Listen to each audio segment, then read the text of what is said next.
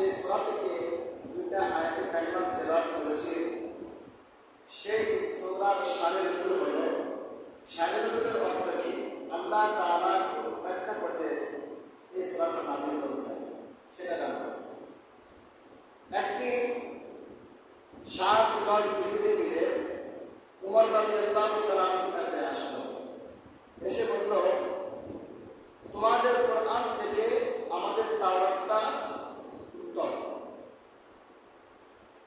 উমর রাদিয়াল্লাহু তাআলা বলল, উত্তম কিভাবে হলো? উত্তম এই জন্যই আমাদের তাওরাতের মধ্যে ইউসুফ পয়গম্বরের ঘটনা আছে। তাহলে বোঝা গেল তাওরাতের মধ্যে ইউসুফ আলাইহিস সালামের ঘটনা আছে। আর ইউসুফ আলাইহিস সালামের ঘটনা হলো সুন্দর ইচ্ছা, সুন্দর ঘটনা, এই জন্য আমাদের তাওরাতটা তোমাদের কোরআন থেকে উত্তম। এই কথাটা বোঝানোর জন্য মাসালার উদাহরণ হিসাবে একটা কথা বলি। দুনিয়ার মধ্যে একটা পরিবারের মধ্যে যদি 5 জন লোক থাকে, এই 5 জন লোকের মধ্যে থেকে যদি একজন লোক চ্যাম্পিয়ন হয়, ভালো হয়, রাজনীতির দিক দিয়ে বলেন, ধার্মিকতার দিক দিয়ে বলেন, যদি একজন লোক যদি ভালো হয়, তাহলে এই ভালোর কারণে পুরো পরিবারটাই ভালো হয়। কি বলে? ভালো হয় না? পুরো পরিবারটাই ভালো হয়। তাওরাতের ইহুদিরা খলিফা, তখন খলিফা ভাইরা উমর রাদিয়াল্লাহু তাআলার কাছে বলতেছে, তোমাদের কোরআন থেকে আমাদের তাওরাত শ্রেষ্ঠ। কিভাবে শ্রেষ্ঠ হলো? এইভাবে, আমাদের তাওরাতের মধ্যে ইউসুফ পয়গম্বরের ঘটনা আছে, তোমাদের কোরআনের মধ্যে ইউসুফ পয়গম্বরের ঘটনা নাই। ইউসুফ পয়গম্বরের ঘটনা হলো সুন্দর একটা ঘটনা। এই কথা উমর রাদিয়াল্লাহু তাআলা শুনে রাসূলের কাছে এই কথাটা ব্যক্ত করল। তখন নবীও চিন্তিত, উমর রাদিয়াল্লাহু চিন্তিত, এমন একটা ঘটনা তো কোরআনের মধ্যে নাই।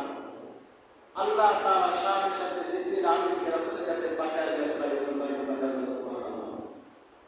সাথে সাথে জিবরাইল আমিনকে রাসূলের কাছে পাঠিয়ে দিয়েছে, যাও তুমি সূরা ইউসুফ নিয়ে যাও। ইউসুফ আলাইহিস সালামের ঘটনা আমার হাবিবের কাছে দেখতে পাবে। এই কোরআনের মধ্যে আল্লাহ তাআলা সূরা ইউসুফ নাযিল করেছেন। পবিত্র কোরআনের মধ্যে 26 জায়গায় ইউসুফ আলাইহিস সালামের নাম এসেছে। পরে তো কি কয় জায়গায়? 26 জায়গায়। 26 এর মধ্যে থেকে 24 বারে সূরা ইউসুফের মধ্যে ইউসুফ আলাইহিস সালামের নাম, আর একটা নাম আসছে সূরাতুল আনকাবুতের মধ্যে, আরেকটা নাম আসছে সূরাতুল মুমিনের মধ্যে। এই 3 সূরার মধ্যে 26 বার ইউসুফ আলাইহিস সালামের নাম আল্লাহ তাআলা উল্লেখ করেছেন। ইউসুফ আলাইহিস সালাম, ওনার মায়ের নাম ছিল রিহাল বিনতে লাবান। রিহাল বিনতে লাবান ইউসুফ আলাইহিস সালামের মায়ের নাম। বাবার নাম ছিল ইয়াকুব। ইয়াকুব আলাইহিস সালাম নবী ছিল। কি বলেন? ইয়াকুব কি নবী ছিল না? যারা দাওয়াত তাবলীগের মধ্যে যান, ইয়াকুব আলাইহিস সালাম নবী ছিল, ইসা আলাইহিস সালাম নবী ছিল, ইসহাক আলাইহিস সালাম নবী ছিল, ইব্রাহিম আলাইহিস সালাম, যিনি বলেন মুসলিম জাহানের জাতির পিতা, ইব্রাহিম আলাইহিস সালাম নবী ছিল। তো ইয়াকুব আলাইহিস সালামের বাবার নাম হলো ইসহাক। ইসহাক আলাইহিস সালামের বাবার নাম হলো ইব্রাহিম। তো আমরা পাইলাম কি?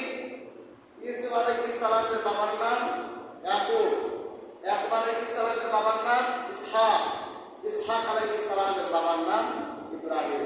এই জন্যই বলে কারিমুন কারিমুন কারিমুন কারিমুন কারিমুন কারিমুন কারিমুন, বদ্রের সন্তান বদ্রের সন্তান বদ্রের সন্তান বদ্র, ইউসুফ পুত্র ইয়াকুব পুত্র ইসহাক পুত্র ইব্রাহিম। ইব্রাহিম আলাইহিস সালামের পুত্রের নাম ইসহাক, ইসহাকের পুত্রের নাম ইয়াকুব, ইয়াকুবের পুত্রের নাম ইউসুফ। ইউসুফ আলাইহিস সালামের বাবার নাম ইয়াকুব, ইয়াকুবের বাবার নাম ইসহাক, ইসহাকের বাবার নাম ইব্রাহিম। ইব্রাহিম আবার কে? মিল্লাত আবিকুম ইব্রাহিম, যিনি হলো মুসলিম জাতির পিতা ইব্রাহিম। মিল্লাত আবিকুম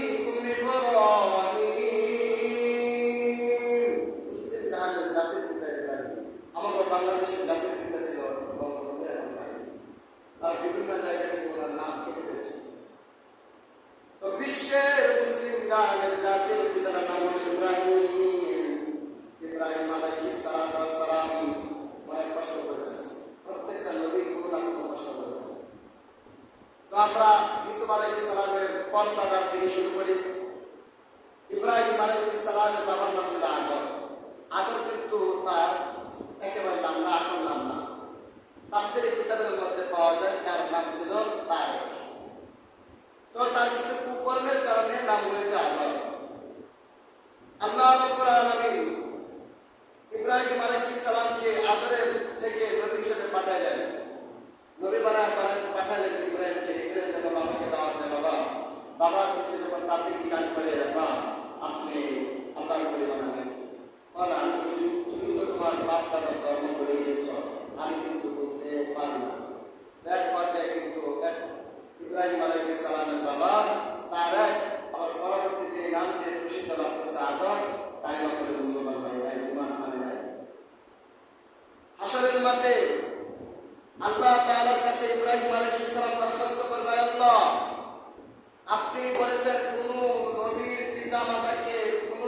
পিতাকে জাহান্নামে দিবেন না, তাহলে আমার বাবাকেও জান্নাতে দিতে হবে, জাহান্নামে দিতে পারবেন না। এই কথা যেন ইব্রাহিম না বলতে পারে, আল্লাহ রাব্বুল আলামিন হাসরের ময়দানে মাহশরের মধ্যে ইব্রাহিমের পিতা আজরকে খিলজির বানিয়ে দিলেন, যেন ইব্রাহিম তার বাবাকে চিনতে না, তাকে শুয়োর বানায় দিলে, খিলজির বানায় দিলে, ইব্রাহিম আলাইহিস সালাম হাসরের মাঠে বাবাকে চিনতে পারবে না। তো মুসলিম জাতির পিতা ইব্রাহিম আলাইহিস সালাম, ইব্রাহিম আলাইহিস সালাম যখন নবী, সেই সময়ে ছিল নমরুদের কথা ইব্রাহিম মানে নাই। ইব্রাহিম আলাইহিস সালামকে বলে, ওই দেখো আমরা সবাই মূর্তির ইবাদত করি, আমার সাথে তুমিও চলো, আমাদের সাথে তুমিও চলো। ইব্রাহিম বলে, আমার সাথে অসুস্থ, মন ভালো না, অর্থাৎ ইব্রাহিম সাথেই যাবে না। যখন ইব্রাহিমকে দাওয়াত দেয়, ইব্রাহিম চলো আমাদের মন্দিরের মধ্যে দেবতাদেরকে ডাকি। একদিনের ঘটনা, ইব্রাহিম আলাইহিস সালাম মন্দিরে গিয়ে দশরাতে তাকে বলা হয় 10 হাত বিশিষ্ট সবচেয়ে বড় দেবতা। এটা ইব্রাহিম আলাইহিস সালাম বাক্যে নাই, না মেঘে তার কাদের মধ্যে কোঠার ভেতরে রেখে চলে আসলো। এক পর্যায়ে যখন তারা গেছে তাদের উপাসনার মধ্যে, মন্দিরের মধ্যে ইবাদত করবে, কে দেখে একটা মন্দির ব্যতীত সমস্ত মন্দির ভাঙ্গা।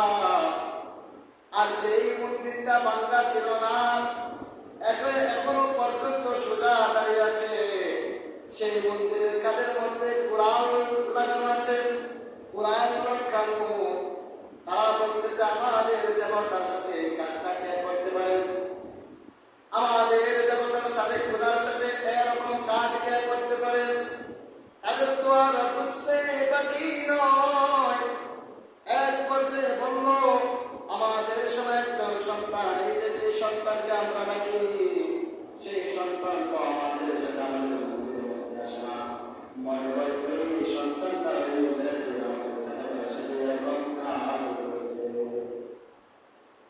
এক পর্যায়ে ইব্রাহিম আলাইহিস সালামকে জিজ্ঞাসা করলো, ইব্রাহিম আমাদের দেবতার সাথে এরকম কাজ কে করেছে? ইব্রাহিম বলল, এই যে দেখেন আপনাদের পর্দা কিন্তু এখনো সোজা দাঁড়িয়ে আছে, তার কানের মধ্যে কোরআন আছে, তাকে জিজ্ঞাসা করলো কে করেছে। এগুলি তো কথা বলতে পারে না। ইব্রাহিম তাদেরকে তিরস্কার করতেছে, আপনারা কি এমন খোদার ইবাদত করেন যে খোদা নড়াচড়া করতে পারে না, কথা বলতে পারে না, সামনে খাবার দেন, পোকা মাকড় খাবারের উপরে দিয়ে কামড়া করে এমন খোদার ইবাদত করেন ইব্রাহিম আলাইহিস সালাম। আর আমরা হইলাম এমন দেবতা, এমন খোদা ইবাদত করি।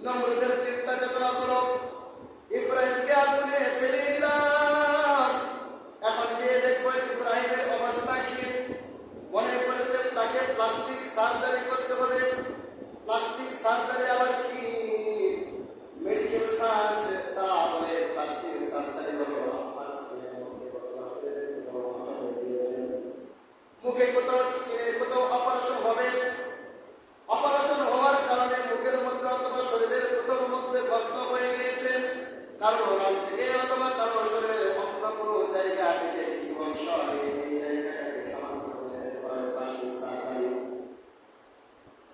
নমরুদ চিন্তা করলো, মনে হয় ইব্রাহিম পুরে প্লাস্টিক সার্জারি হয়ে গিয়েছে, তাকে এখন প্লাস্টিক সার্জারি করতে হবে, মনে হয় তার স্কিনে সুস্থ নাই। এক পর্যায়ে নমরুদ যখন আগুনের কাছে গেল, আগুন কিন্তু ইব্রাহিমকে বুঝতে পারে নাই, ইব্রাহিমের শরীরে একটা ফসল করতে পারে না। এক পর্যায়ে নমরুদ আগুনকে বলতে, আগুন তুমি কি তোমার ক্ষমতা হারিয়ে ফেললা? এই কথা বলার পর ইতিহাসের মধ্যে পাওয়া যায় আগুন তখন জবাব দিয়েছিল, এই নমরুদ আমি আমার ক্ষমতা হারিয়ে ফেলেছি কিনা তুমি জেনে দেয়।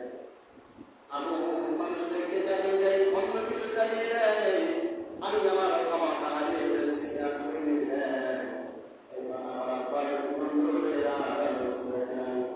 আল্লাহ রাব্বুল আলামিন আগুন সৃষ্টি করেছে, আগুন কথা শুনবে আল্লাহ, আমার আল্লাহ কঠিন বিপদের মধ্যেও মানুষদেরকে রক্ষা করে, কারণ রক্ষা করার মানে একমাত্র আল্লাহ, হেফাজত করার মানে একমাত্র আল্লাহ। ইউসুফ আলাইহিস সালামের পরদাদার নাম ছিল ইব্রাহিম। কারিম ইবনু কারিম ইবনু কারিম ইবনু কারিম, ইউসুফ ইবনু ইয়াকুব ইবনু ইসহাক ইবনু ইব্রাহিম। ইব্রাহিমের সন্তানের নাম হলো ইসহাক, ইসহাকের সন্তানের নাম হলো ইয়াকুব, ইয়াকুব আলাইহিস সালামের সন্তানের নাম হলো ইউসুফ। ছোট্ট ইউসুফ, ইউসুফ আলাইহিস সালামের মায়ের নাম হলো রিহাল বিনতে নাআমান। তাফসীরে কিতাবের মধ্যে পাওয়া যায় রিহাল বিনতে নাআমানের কোনো সন্তান হয় নাই। ইউসুফ আলাইহিস সালামের সন্তান ইউসুফ আলাইহিস সালাম ছিল সবচেয়ে ছোট। যখন রিহাল বিনতে নাআমান অসুস্থ হয়ে যায়, মানুষ কিন্তু অনেক মানুষ বলতে পারে এই কথা বলে, আমাকে আল্লাহ তাআলা এমন অসুস্থ দিয়েছে, আমার মন সাক্ষী দিয়েছে, আর বুঝাতে পারবো না। কি বলে মানুষরা বলে না, ও মনে হয় আর বাঁচবো না। ইউসুফ আলাইহিস সালামের মাও বলতো, স্বামী ইয়াকুবকে আল্লাহ তাআলা আমাকে এমন একটা ওষুধ দিয়েছে, মনে হয় আমি আর বাঁচবো না। তবে আমি আপনার কাছে একটা ওয়াদা দিয়ে দিলাম, আপনি আমাকে আজকে একটা ওয়াদা দিবেন, আমি যখন মৃত্যুবরণ করবো আমার সন্তান ইউসুফ সে তো অনেক ছোট, আমাকে পাবে না, না পেয়ে কিন্তু সে অনেক কষ্ট পাবে। আপনি তার সাথে এমন আচরণ করবেন যেন আমার সন্তান ইউসুফ আপনাকে দেখে আমার কষ্টের কথা বলে যায়। ও আমার স্বামী, আপনি আমার বুকের মধ্যে হাত রেখে বলুন, এই ওয়াদা করুন, আমি যখন দুনিয়া থেকে চলে যাব আপনার কাছ থেকে এক মিনিটের জন্য ইউসুফকে হাত করবেন না। এক মিনিটের জন্য, এক সেকেন্ডের জন্য ইউসুফকে আপনার কাছ থেকে আড়ালে রাখবেন না, দূরে রাখবেন না। ইউসুফ আলাইহিস সালামের মা ইয়াকুব আলাইহিস সালামের বিবি যখন স্বামীর কাছ থেকে ওয়াদা নিল, এক পর্যায়ে ইয়াকুব আলাইহিস সালামের বিবি ইউসুফ আলাইহিস সালামের মা মৃত্যুবরণ করল। ইয়াকুব আলাইহিস সালাম কিন্তু ইউসুফ আলাইহিস সালামকে বেশি আদর করত। যেমন কারো যদি বাচ্চারা বরাবর থাকে, আমরা যেটা দেখি আর কি, সবাইকে পিতা মাতাকে সমস্ত সন্তানকে একই রকম দেখে, কম বেশি হয় না। বিশেষ করে আমরা যেটা দেখি ছোট সন্তানকে আদরটা বেশি করে। তো ইউসুফ আলাইহিস সালাম ছিল ছোট, তাকে আমার আদরটা কত বেশি। শুধু ছোট না, আল্লাহ তাআলা ইউসুফকে এতই সুন্দর করে দিয়েছিল। ইউসুফ আলাইহিস সালাম একটা ফর্সা ছিল, ফর্সা ছিল ইউসুফ আলাইহিস সালাম। আর ইয়াকুব আলাইহিস সালাম তো নবী, কারণ কিছু কিছু মানুষ আছে দুনিয়ার মধ্যে ছোট ছোট বাচ্চাদের চেহারা দেখে বুঝতে পারে এই সন্তানটা অবশ্যই ভবিষ্যতে ভালো কিছু করতে পারবে। কি বলেন, বলে না? মানুষে কিন্তু বলতে পারে এই সন্তানটা অবশ্যই ভবিষ্যতে ভালো কিছু হবে, ভালো কিছু করতে পারবে। তো ইয়াকুব আলাইহিস সালাম ছোট্ট সময় ইউসুফ আলাইহিস সালামের কপালের মধ্যে দেখতে পাইছে ইউসুফ যে ভবিষ্যতে নবী হবে। এটা তো যেমন তেমন লোক না, একে কিন্তু আল্লাহ তাআলা নবী বানান। তো ইয়াকুব আলাইহিস সালাম আর বুঝতে বাকি না, এই নবী বানাবে তাকে। আবার স্ত্রী বলে গেল, এক সেকেন্ডের জন্য আপনার কাছ থেকে ইউসুফকে আড়ালে রাখবেন না, তাকে আদর করবেন। আর ইউসুফ আলাইহিস সালামকে বেশি আদরই করতেন, ইয়াকুব আলাইহিস সালাম বেশি আদর করতেন। তো দুনিয়ার মধ্যে 5 ভাইয়ের মধ্যে থেকে যদি এক ভাইয়ের প্রতি মহব্বত বেশি বেড়ে যায়, পিতামাতার 4 ভাইয়ের দৃষ্টিতে এক ভাই শত্রু হয়ে যায়, ঠিক তেমন একটা ঘটনা ইউসুফ আলাইহিস সালামের সাথে হয়েছিল। ইউসুফ আলাইহিস সালামকে যখন বেশি আদর করতেছে, ইউসুফ আলাইহিস সালামের 11 জন ভাই ছিল ইউসুফ ছাড়া। 11 জন ভাই তো ইউসুফ আলাইহিস সালামের শত্রু হয়ে গিয়েছে, পয়গম্বর ইউসুফের শত্রু হয়ে গিয়েছে। আমরা এত কাজ করি, খেতে কামারে কাজ করি, এত কিছু করি, আমাদেরকে আমাদের বাবা আদর করে না, ভালোবাসে না, কাছে নেই না। আর এই ইউসুফ কিছুই করে না, আর ইউসুফকে আমার বাবা এতই ভালোবাসে। অবশ্যই যা কোনো ভাবে আমার বাবার কাছ থেকে ইউসুফকে দূরে রাখতে হবে, অথবা ইউসুফকে কিন্তু দূরে রাখতে হবে। কারণ আমার বাবা কিন্তু, আমাদের বাবা কিন্তু আমাদেরকে বেশি ভালোবাসে না, বেশি মহব্বত করে না। তাই যে শত্রু হয়ে গিয়েছে, ইউসুফ আলাইহিস সালামের শত্রু হয়ে গিয়েছে। আবার কি দেখেন, ছোট্ট নবী ইউসুফ রাত্রে স্বপ্নে কি দেখলো? আল্লাহ তাআলা কোরআনে কারীমের মধ্যে ইউসুফ আলাইহিস সালামের ঘটনাকে আহসানুল কাসাস বলে সম্বোধন করেছেন। আহসানুল কাসাস হলো সবচেয়ে বেশি সুন্দর ঘটনা।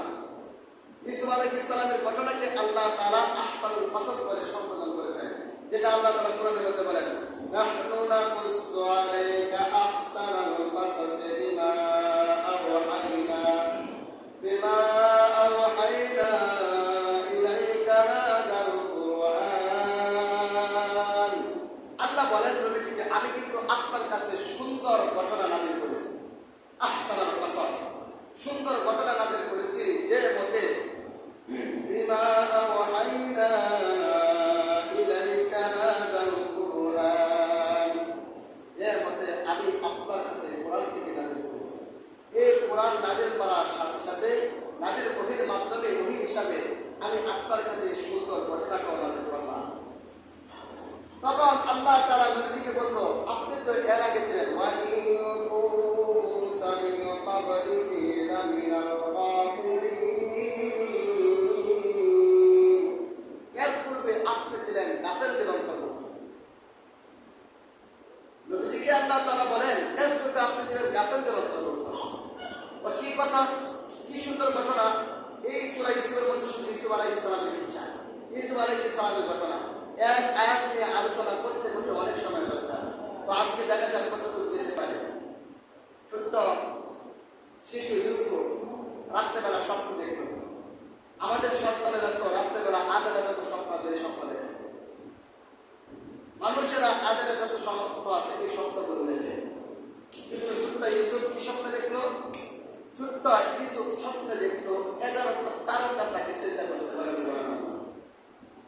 11টা তারকা ইউসুফকে চিন্তা করছে, শুধু তারকা না, চন্দ্র সূর্য ইউসুফকে চিন্তা করছে। ইউসুফ আলাইহিস সালাতু ওয়াস সালাম এই কথাটা তার বাবা ইয়াকুব আলাইহিস সালামের কাছে বলল, বাবা, ইদ ক্বালা ইউসুফ লিআবিহি ইয়া আবাতি ইন্নী রাআইতু আহাদা আশারা কাওকাবান ওয়াশ-শামসা ওয়াল-কমারা রাআইতুহুম লি সাজিদিন।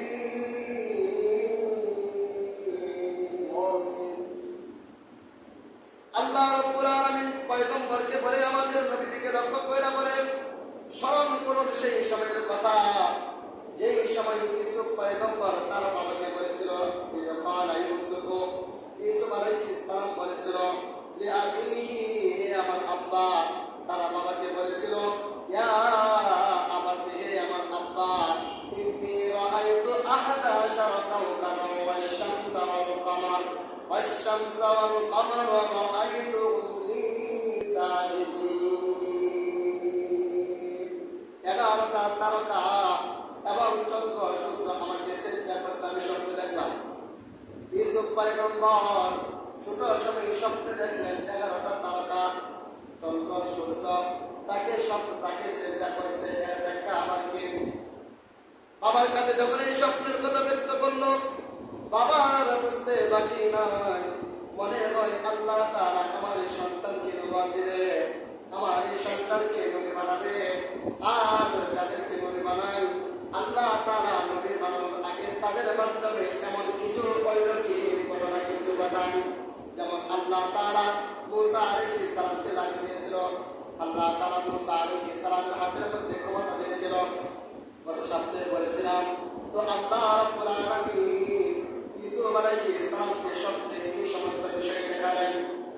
ইউসুফ পয়গম্বর আল্লাহ রাব্বুল আলামিন ইউসুফ পয়গম্বরকে যখন এই স্বপ্ন দেখাইলো, স্বপ্নটা যখন ইয়াকুব আলাইহিস সালামের কাছে ব্যক্ত করলো, ইয়াকুব পয়গম্বর বুঝতে বাকি নাই আল্লাহ তাআলা আমার এই সন্তানকে কিন্তু নবী বানাবে। এই যে স্বপ্নে দেখাচ্ছে, এমনি তো ইউসুফ আলাইহিস সালামকে ইয়াকুব আলাইহিস সালাম বেশি মহব্বত করে, যখন এই স্বপ্নটা দেখছে আরো তো মহব্বত বেড়ে গিয়েছে, মহব্বত আরো বেড়ে গিয়েছে। আমার সন্তান, ছোট সন্তান, রাত্রেবেলা একটা স্বপ্ন দেখলো, ঘুমের জগতে একটা স্বপ্ন দেখলো, এমনিতে মহব্বত করে। আর এই স্বপ্ন দেখার কারণে স্বপ্ন যখন বাবার কাছে বলছে আরো মহব্বত করে গেল। হাদিসের তাফসীরের কিতাবের মধ্যে পাওয়া যায়, আল্লাহ রাসূল সাল্লাল্লাহু আলাইহি সাল্লামের চাচা আব্দুল্লাহ ইবনে আব্বাস, চাচাতো ভাই আব্দুল্লাহ ইবনে আব্বাস থেকে বর্ণিত, তিনি বলেন 11টা তারকা সেজদা করছে। এর তাফসীর হলো, ব্যাখ্যা হলো, তার 11টা ভাই, ইউসুফ আলাইহিস সালামের যে 11টা ভাই ছিল, এই 11টা ভাই তাকে সেজদা করছে। 11টা তারকা দ্বারা কি উদ্দেশ্য? তার 11 জন ভাই। চন্দ্র এবং সূর্য সেজদা করছে, এর দ্বারা উদ্দেশ্য হলো তার পিতামাতা। তার পিতা ইয়াকুব, মাতা রিহাল বিনতে লাবান। চন্দ্র সূর্য দ্বারা এই পিতামাতা উদ্দেশ্য, আর 11টা তারকা দ্বারা উদ্দেশ্য হলো 11 জন ভাই। তো ইয়াকুব আলাইহিস সালামের সম্মান, ইয়াকুব আলাইহিস সালাম আরো বেশি মহব্বত করতে লাগলেন ইউসুফ আলাইহিস সালামকে। এক পর্যায়ে যখন এই স্বপ্ন কথা ইয়াকুবের কাছে ব্যক্ত করলো, ইয়াকুব আলাইহিস সালাম সন্তানকে বললেন, দেখো এই স্বপ্নের কথা কিন্তু তোমার ভাইদের কাছে বলো না। যদি তুমি এই স্বপ্নের কথা তোমার ভাইদের কাছে বলো, তাহলে তোমার ভাই কিন্তু তোমাদের শত্রু হয়ে যাবে, তোমার ভাই তোমার শত্রু হয়ে যাবে। কিভাবে শত্রু হয়ে যাবে? এমনিতে আমি তোমাকে মহব্বত করে বেশি, ভালোবাসি বেশি। 11টা তারকার কথা যখন বলবা, স্বপ্নে দেখছো, চন্দ্র সূর্য তোমাকে সেজদা করতে স্বপ্নে দেখছো, এই কথা যখন তোমার ভাইদের কাছে বলবা, তোমার ভাই তোমার শত্রু আরো বেশি হবে। এই কথাটাই আল্লাহ তাআলা ইয়াকুব আলাইহিস সালামের কথাটাই কোরআনের মধ্যে উল্লেখ করেছেন। আল্লাহ তাআলা নবী ইয়াকুব আলাইহিস সালাম ইউসুফকে বলেছে, ক্বালা ইয়া বুনাইয়া লা তাকসুস রুয়াকা আলা ইখওয়াতিক, হে আমার পুত্র, তোমার এই স্বপ্নের কথা তোমার ভাইদের কাছে ব্যক্ত করিও না। ফায়াকিদু লাকা কাইদা, তারা কৌশল অবলম্বন করবে। যদি স্বপ্নের কথা বলে দাও, তাহলে তোমার ভাইরা কৌশল অবলম্বন করবে। ইন্নাশ শাইতানা লিল ইনসানি আদুউম মুবিন, নিশ্চয়ই শয়তান মানুষের প্রকাশ্য শত্রু। অতএব এই স্বপ্নের কথা তোমার ভাইয়ের কাছে ব্যক্ত করিও। ব্যক্ত করবা তো করবা, তোমার ভাই তোমার শত্রু হয়ে যাবে, তোমাদের ভাই তোমার শত্রু হয়ে যাবে। তো ভাইয়েরা 11 জন ভাইয়েরা বলতেছে, আমরা এত কাজকর্ম করি, আমাদেরকে মহব্বত করে না, আর কিছু ছোট তাকে আমাদের বাবা এতই মহব্বত করে, তো যে কোনো ভাবে আমাদের বাবার কাছ থেকে এই আমার ভাইকে আনতে হবে, দূরে সরে রাখতে হবে। এক পর্যায়ে সমস্ত ভাইরা ইয়াকুব আলাইহিস সালামের কাছে গেছে, ইয়া বলতেছে, আব্বা আপনি আমাদের ভাই, এই ভাইটাকে সবসময় আপনি কাছে রেখে দেন, আমাদের কাছে দেন। ও তো আমাদের ছোট ভাই, আমাদের সাথে খেলাধুলা করবে, মাঠে দৌড়াদৌড়ি করবে, সে সবসময় শুধু আপনার কাছে থাকে, এটা কেমন কেন দেখা যায়? একবার ইসলাম তো বুঝতে বাকি নাই, কারণ নবী তো পয়গম্বর তো একটু জানবেই তার বাইরে কি শুরু করছে। তো উনি আর কি সমস্ত কথা বাইরের কাছে ব্যক্ত করে নেন, বলতেছে আমাদের ভাইকে আমাদের কাছে দেন, আমাদের ভাই সযত্নে থাকবে, আমরা কোনো কিছুই করবো না। একবার ইসলাম বলতো আমি তো ভয় পাই, আগে খেয়ে ফেলবো। এই কথা যখন বলছে 11 জন ভাই বললো, আব্বা আপনি কি বললেন? আমরা 11 জন থাকতে আমাদের শক্তি বেশি, শরীরে শক্তি বেশি, 11 জন থাকতে আমাদের ভাই ইউসুফকে বাড়ি খেয়ে ফেলবে, এটা তো হতেই পারে না। ইয়াকুব আলাইহিস সালাম উনি বুঝতে আর বাকি না, আরে বাড়ি খেয়ে ফেলবে এর অর্থ কি?